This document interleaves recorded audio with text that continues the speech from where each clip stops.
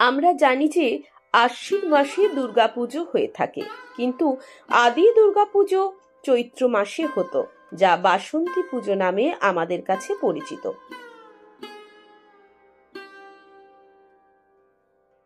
দেবী দুর্গার প্রথম পূজারী হিসেবে চণ্ডীতে রাজা সুরথের নাম উল্লেখ রয়েছে। যোদ্ধা হিসেবে রাজা সুরথ ছিলেন খুব দক্ষ। কোনো যুদ্ধে নাকি তিনি কখনো হেরে যাননি। একদিন প্রতিবেশী রাজ্য তাকে আক্রমণ করলে তিনি পরাজিত হন। এই সুযোগে তার সভাসদরা লুটপাট চালায়। নিজের কাছের লোকেদের এমন আচরণে তিনি অবাক হয়ে যান।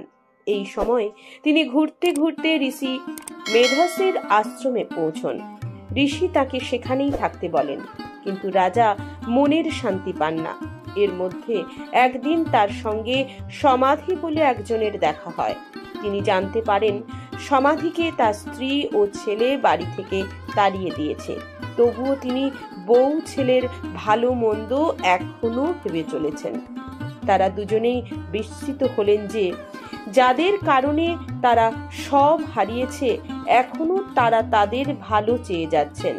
ঋষিকে একথা জানাতে তিনি বলেন যে এসবই মহামায়ার ইচ্ছা। এরপর ঋষি মহামায়ার কাহিনী বর্ণনা করেন। ঋষির পরামর্শ মতোই রাজা কঠিন তপস্যা শুরু করেন। পরে মহামায়ার আশীর্বাদ পেয়েই রাজা বসন্তকালে শুক্লপক্ষে দেবী দুর্গার পুজো শুরু করেন।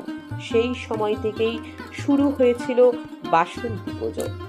এইরকম ভিডিও দেখার জন্য আমাদের চ্যানেল সাবস্ক্রাইব করুন। ভালো লাগলে লাইক করুন, কোনো প্রশ্ন থাকলে কমেন্টস করুন।